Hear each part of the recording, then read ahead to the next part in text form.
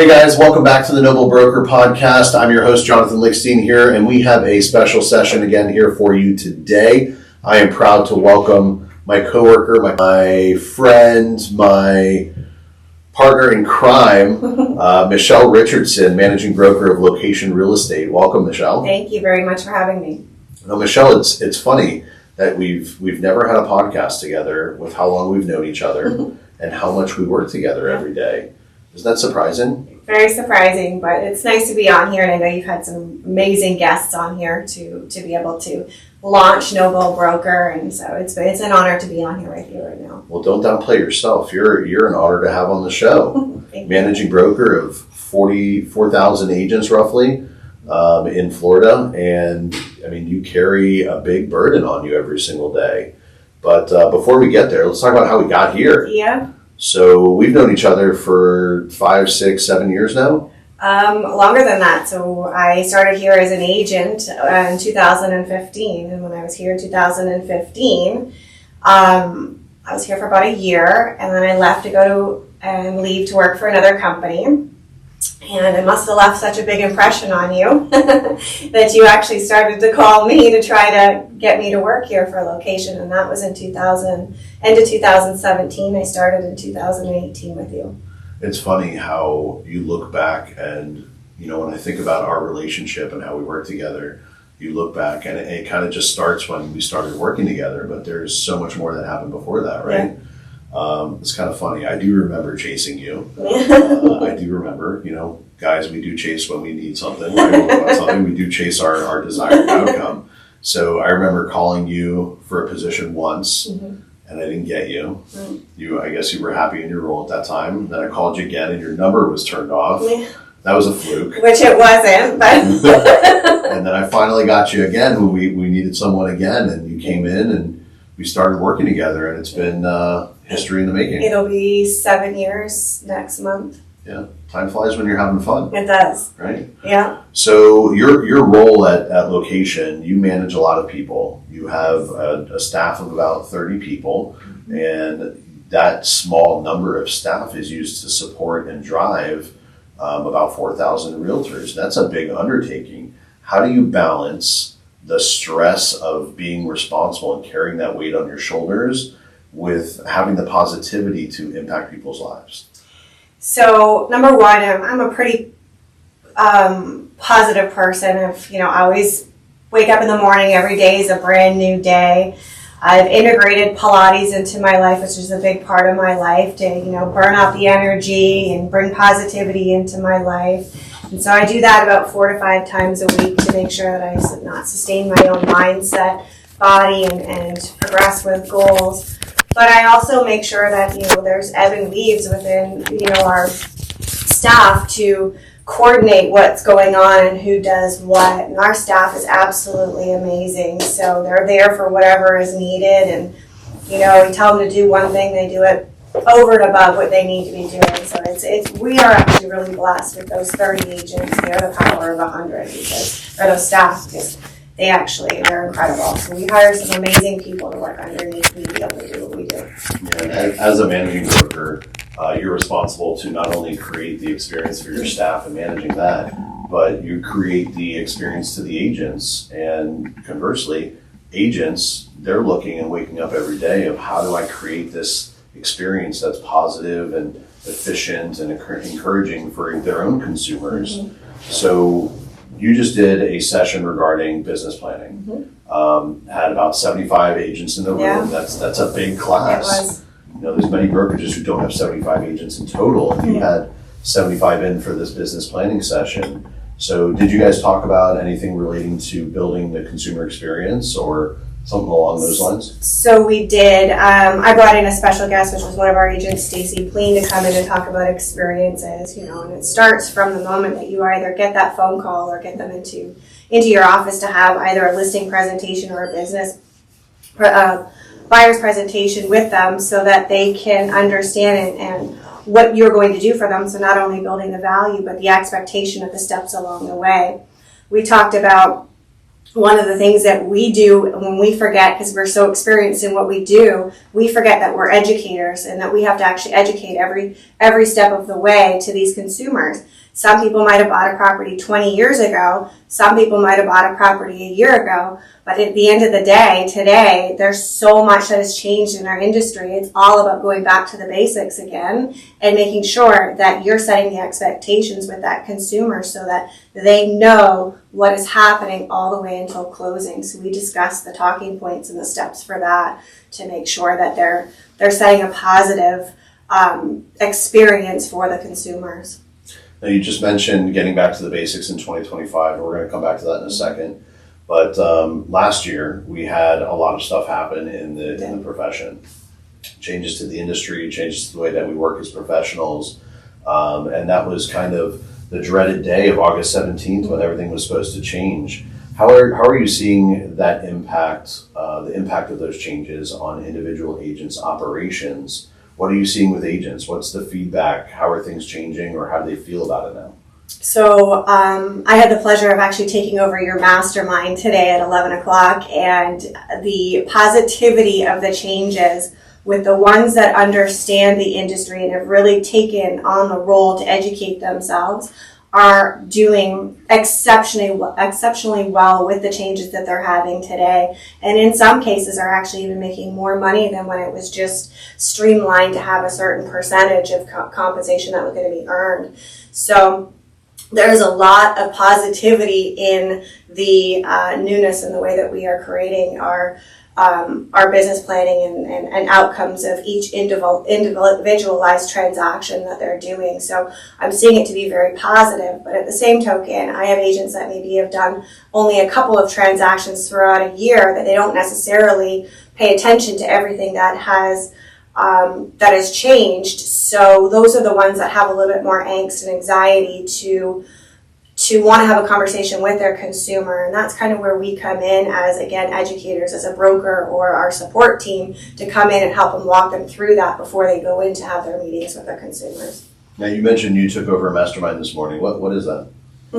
So this is your mastermind that you have on Mondays at 11 o'clock. And it's actually really incredible because you have about 30 to 40 agents that come on every Monday and just talk about anything that they want to talk about, and it just rolls into from one topic to another topic. And I think we talked about 7 different topics today, whether it was coming to the NAR lawsuit changes, contract changes, to compensation changes. There was just a whole array of things, and at the end of the day, I actually got emails from them thanking me for just sort of pivot and shifting and changing of all the different conversations that we had. It was very positive. I love that. Mm-hmm. I love being able to go into a room. You've got a bunch of good minds, and whatever is tickling you that day, you can bring up and hear from your peers and hear from leaders. Right. It creates a lot of cross education. Yeah. So love that. If you have an opportunity to take part of a mastermind, I encourage you to do so. Exactly. But with that being said, with all those changes, we talked about some agents earning more, some agents earning less. Mm-hmm. I saw a statistic that was put out by, I think it was USA Today, or it was a national publication that was going back and researching, actually I think it was the Wall Street Journal. Okay. That was researching how compensation has changed since August 17th. For the last quarter of the year. And it looked like the average compensation had only gone down about 0.2%. Yeah. So very minor change. But with that being said, some agents earning less. We're seeing a trend of agents from a lot of retail brokerages that are looking to earn 100% because they're having to do so much more work that they want to reap the benefits. What would you attribute that to? Well, I mean, one of the things that I talked about in your mastermind is keeping your pipeline full, because, you know, you're an agent that does 1 or 2 transactions a year, that percentage drop might be actually very considerable to you. So it's all about business planning, knowing how much money you need to earn, and being able to build out a pipeline to be able to keep yourself, not into like a panic mode of, okay, I'm not going to earn as much money as I need to. I think that a 0.2 of a percent in a drop is not a bad thing if you have your pipeline very full. So agents putting more of a focus on the top of the funnel where they're creating more relationships and giving more opportunities to then filter them down and close more transactions when you have a wider net. And to answer your question in regards to coming over and bringing 100%, you can actually elevate your income more by having 100% versus, maybe a larger split with the current brokerage that you have. So that offsets in that way as well. So building up your pipeline, coming to a 100% company can actually make you more successful in the long run. So now let's get into 2025. You talked about going back to the basics. What do you mean by that? What's important for an agent when they're focusing on the basics of their business? So it really depends. Back to the basics is really belly to belly business. At the end of the day, where you build your value is being belly to belly. You need to make sure that you are in front of somebody for them to like them, trust, and want to work with you. And, lead generation obviously is definitely one of the biggest things that you can do. And having a pipeline online where those leads can come into you is great, but you need to be able to get into them face to face and have these meetings so that you are getting those people to want to work with you. Okay. So is there anything that you're doing as an initiative or something you've started that might promote an agent and focusing or staying on top of that? So there's a couple different things. I've got my monthly wine down. If anybody knows me, I love wine, so we called it the wine down. And so every month at the end of the month, we'll go over everything that has happened for that month, whether it's statistics, whether it's something that's going on within LoKation, anything new that we're seeing in the industry. I kind of do a wrap up, monthly wrap up in regards to that to make sure that everybody is on top of all of the changes. We're all out there hustling and bustling, and sometimes we don't get to see the larger headlines of what's going on in the news and so forth. So I want to make sure that I can bring that to you all wrapped up in one little video. That's neat. And that's like a monthly summary of what happened and what to look forward to the following month. That's neat. Yeah. And go ahead. So we have another one too, which is our agent to agent panels. Every month we bring on 3 people, whether it's from LoKation or another brokerage or somebody that's not even a part of the industry, to come in and talk about different topics. So we've got some where we're talking about vision boards, mental health, print marketing, and so much more. So we come in and we bring in all these different experts from different industries and so forth to help educate you on things that are maybe what we thought was dead, like print marketing or maybe mental health. That's a big thing today. So we'll be bringing that in. Nice. And those in person? They are on Zoom. Okay. So we want to make sure that we actually entice a whole, everybody to come in, not just LoKation agents, not just in person, but we want everybody to be invited to come in and be able to have access to all of us. Okay. I love education. It's so important, whether you're a new agent or you're experienced. It's important to always stay up. And whenever you have a class or you go to a seminar or you hear a speaker, it's great to be motivated for a moment. But so many people, human nature is to forget about it and go back to your natural mode of operation, shortly thereafter. You hear about people going to, let's say a Mike Ferry seminar or summit. Yeah. You go, you're hyped, you're rah, rah, rah, and then you get home and it's like, crap. You sit down and kind of forget and it all goes out the window and you continue on with what's natural. How can you keep an agent accountable or keep them on top of not just listening and being motivated, but take action on what you hear and what you learn?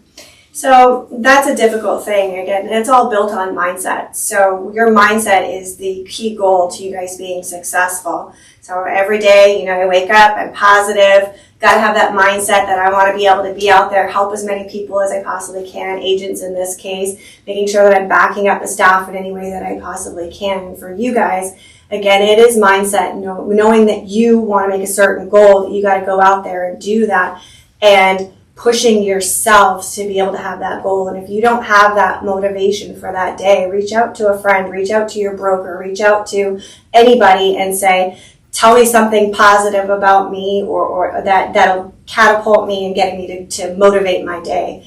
So just being out there and surrounding yourself with positive people and other business-minded people is probably one of the biggest things that you can do to keep yourself moving forward every single day. It's like playing poker and having an ace in your pocket ready to go, right? Yes, it is.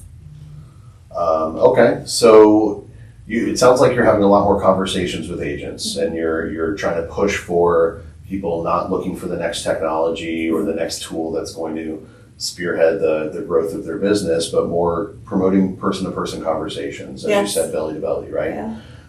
So how are you engaging with agents while obviously you're a busy woman, you're managing 4,000 agents sitting in an office in Pompano Beach. Yeah. How are you engaging or getting this message out? So last year was pretty busy for us. We had to do a lot of shift and pivoting and thinking we're going one direction and shifting in the next. It was a little difficult for me to be able to get out of the office, but I'm actually excited that this year I'm actually going to be doing a little bit more traveling and coming into the other cities to make sure that I'm meeting and mingling with the other agents and so forth, so we can get this information out there. They have access to their broker, and have a little fun too as well, because this year's got a lot more positivity than we've had in the last recent years. So you yourself, you're managing broker now, but you weren't always, right? Mm-hmm. Nobody was ever in the position from the get-go. No. How did you start off as an agent? How did you get into the business? Okay. Actually, so when I lived in Seattle, I was doing property management, and I was working for a 400 unit Section 8 building, and I ended up, I was property managing for that, and my ex-husband actually lost his job, and that's how I got to Florida, because he started flying private jets down here. When I went into property management, the property management company was going out of business, and the boss that I had at the time, who was absolutely amazing, said, "What do you want to do?" And I had no idea. I was 27 at the time, and I was like, I have no idea what I want to do. I think I want to go into real estate. She goes, "Well, I'm going to pay you for the next 30 days. You come in the office, do what you need to do while we're shutting this business down, and you're going to study for 30 days to take your test." And the last day I passed, and I basically got paid to get my real estate license, and I never looked back. So, It's conversations like that. Everybody's got a story on how they got in. Someone asked, someone told, someone gave them an opportunity. And it sounds like that was yours. yeah, You got hired into a going out of business company, yeah. A company going out of business anyway, and were paid to train yourself on your next venture. So it was a unique opportunity. It was a unique opportunity. It was one of the things that I actually learned from her as well, is how amazing she was as a boss, and I wanted to take that along. So as I grew into leadership, I wanted to make sure that I also provided staff the same kind of kindness and opportunities that they could possibly have that I could give them. And so that was a huge pivot in my life. It sounds like she was a real coach for you in training you for your next step. Yeah. So how do you pay it forward? How do you make that happen for others? So again, that's where I utilize my time. I might not necessarily get to pivot somebody or shift somebody into a promotion in some way, but I utilize my time with helping the agents and the staff in any way that I can to make them successful in what they're currently doing. And if there is opportunity out there and I'm aware of it, and I have the opportunity to, put somebody into a different position or help them make more money, then it is something that I'm 100% in for helping them. That's like a full-time job, right? To motivate one person, let alone 4,000. How do you coach or how do you train 4,000 people? So we have a new program called ACE. And ACE is a new program that we started that actually has training. So it goes anywhere from basic training to a lot more advanced training, where a coach comes on and does live trainings, has some of the trainings that we have, some of the trainings that he does. And it's exceptional to not only each agent's growth and wherever they are in their business, so whether they're a year, maybe even a day in the business, or 18 years in the business, there's something for them in regards to the training. And I can't always be everywhere at every moment, but this program can be. And it at least gets your guys' wheels turning to want to learn more, which is where I can step in. And if you have questions, I can help you advance along the way. It sounds like creating a nice baseline of some education, coaching along the way, and some accountability to keep people on track with their goals. That's awesome. Now, training and being a leader, you've seen the evolution of teams, right? Mm-hmm. Teams switching companies, teams becoming brokerages. But the team is a different aspect. It's kind of unique, a brokerage within a brokerage, essentially. How should an agent define, or when does an agent know that they should join a team? What's the benefit, or when they should start a team? So I'll give you an example for me. When I got my real estate license in 2008, I immediately joined a foreclosure team. It was one of the best things that I ever did because not only did I learn so much about foreclosures, which was happening in those days, I learned so much about the industry. I was fast-tracked to not only learning about the basics about contracts, but A to Z, step by step, how to work with consumers, set expectations, and build a pipeline, which is every single thing that you need to really learn and know. So if you are new and you're thinking about joining a team, I would probably research and talk to many different team leaders because everybody runs their team a little different. So you could have, where agents are predominantly listing agents and there's a few buyer's agents, or maybe you have a team lead and a ton of buyer agents where the team lead's only working with listing, working with all of the listings. There's so many different avenues that you could build a team. So knowing and vetting different teams to understand what works for you and what you're willing to do with the team's requirements. Because if you actually go and you join a team and their requirements don't meet what you're willing to do, it can become some type of a problem, you wanting to get out of the team or it just doesn't work. So, but at the end of the day, it's a phenomenal thing. And as you grow and you learn those different types of things, you could want to create your own team and being within a team, what the different ways of creating a team will allow you to set your own expectations of what you want for your team. So I'm 100% on board with teams. I think they're great. I used to run a team of 10, back in the day, and it was very rewarding and to be able to help those agents become successful, because when you become successful, so does the team lead. The team lead doesn't become successful if you're not successful. So it's a team effort for you to go out there and both, push forward to be successful. Yeah, I completely agree. At any point of your career, whether you're just starting your experience at whatever level you're at, maybe you're a $10 million producer and you want to hit 20. Yeah. Maybe it's a team, maybe it's not a team that helps you grow to that next level. But not all teams are built equally. Yeah. So investigating and seeing what structures are out there, it could work for you, it could work against you. And knowing the right questions to ask those teams. So if you're not quite sure, reach out to, myself or you, or, we've been in this industry a long time where we know the questions to ask these team leads. So find out from us what to ask them so that when you are doing your research, you have a better understanding of what team might work best for you. Yeah, it's important to figure out what do you want to get out of it. Correct. Some agents just join a team for education. Yeah. Some need leads or need help with setting up their brand or their marketing, and they all kind of work different. Yeah. There's the non-team team. There's the team lead who doesn't want any notoriety, and they're just there to help you grow and make money off you along the way as you're growing. That might be good for some, but the other that's fully pushing you and keeping you accountable to make your calls, do your prospecting, work and follow up, kind of train you for a specific method of operating your business. Right. So to each their own, right? Exactly.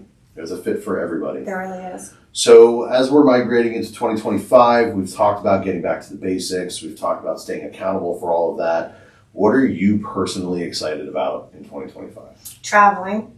So, I'm excited because, like I said, I've been kind of locked down a little bit in regards to doing things. So I'm excited to be able to get out to our agents, get the word out a little bit more, get face-to-face with them, and really get to know our agents more, help them build their business, and whatever I can do to make you guys successful. That's what makes me tick. So I'm very excited to be able to start traveling, once every quarter, to be able to get out to the different cities.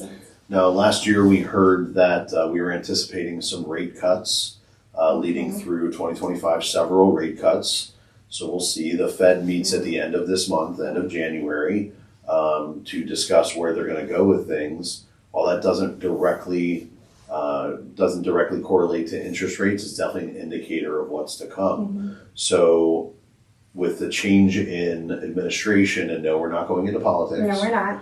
But with the change of administration, do you see that still happening? What do you see them doing at the Fed meeting, and what do you see happening in the market for the rest of the year?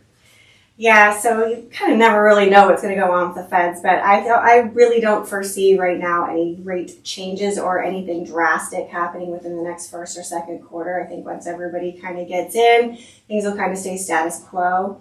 I have read something where the baby boomers, they've been in their properties for a long time. There are some that are planning on either staying in their homes, but then there's some that, they want to move. They want to go where their family is, where their grandchildren are. And so we're going to start seeing more baby boomers list their properties. And I think our inventory is going to start getting more and more where listings is the name of the game. If you can start stacking your listings and,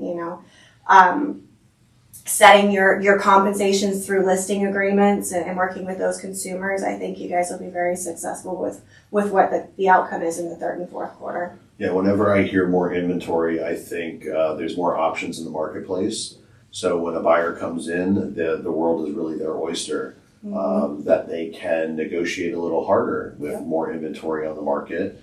So it becomes a little bit more of a buyer's market, which is interesting to think about when you consider where our interest rates are and where they were a couple years ago. That we're even talking about a buyer's market with the interest rates where they are.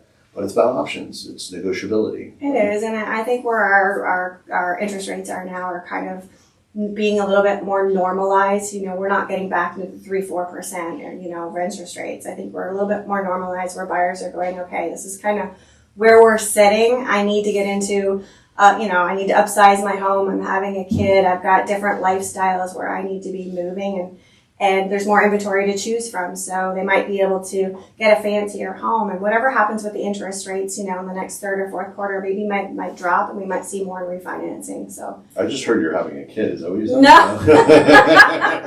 No. No. So as we go through 2025, focus on some basics.